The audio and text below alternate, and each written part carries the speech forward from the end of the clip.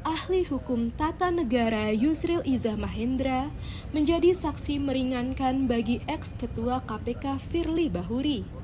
Yusril bersedia menjadi saksi lantaran pasal yang ditujukan kepada Firly terlalu sensitif.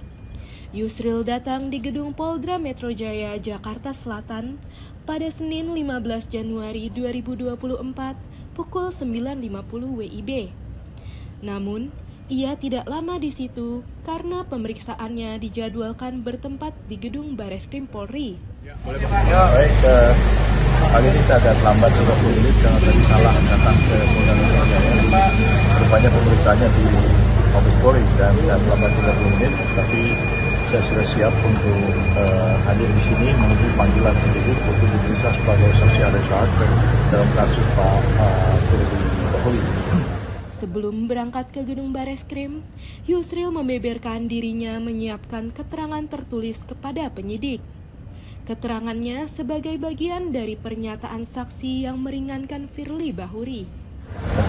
Mengapa saya mau menjadi saksi ahli atau saksi yang meringankan atau saksi ahli charge? Karena saya selalu berpendapat bahwa penegakan hukum pidana itu harus betul-betul fair dan adil. Yusril meminta agar hukum ditegakkan secara adil, termasuk memberi hak yang sama bagi tersangka untuk membela diri.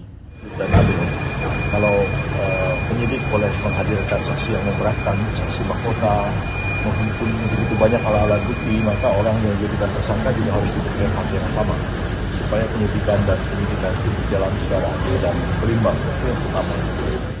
Lebih jauh, Ketua Partai Bulan Bintang itu mengungkapkan kehadiran saksi tidak semata-mata seperti dalam KUHP.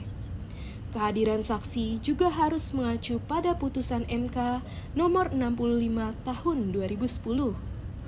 Yang kedua, saya hadir sebagai saksi tidak seperti yang dimaksudkan dalam KUHP, tapi saksi seperti diputuskan dalam putusan Mahkamah Konstitusi nomor 65 tahun 2010 yang saya sendiri memohonnya pada waktu itu, yang memperluas pengertian saksi itu bukan hanya orang yang melihat, mendengar, dan mengalami terjadinya satu dugaan tindak pidana, tapi setiap orang yang tidak selalu melihat, mendengar, dan mengalami, tapi dia tahu tentang persoalan atau dulu persoalan terjadinya satu dugaan tindak pidana. Lebih jauh, Yusril mengungkapkan soal pasal yang disangkakan terhadap Firly Bahuri. Adapun pasal tersebut tentang perubahan UU Tipikor merupakan aturan yang sempat dibahasnya kala menjadi pejabat pemerintah sebelumnya. Hal-hal lain yang menjadi pertimbangan saya adalah pasal yang dipersangkakan kepada Pak Firly itu pasal 12 dan pasal 12E dari Undang-Undang 20/2001 tentang perubahan Undang-Undang Tindak Pidana Korupsi yang kebetulan saya yang membuatnya. Jadi saya yang pada waktu itu ikut mendraft dan kemudian mewakili Presiden membahas RUU perubahan Undang-Undang Korupsi itu ke DPR sampai selesai.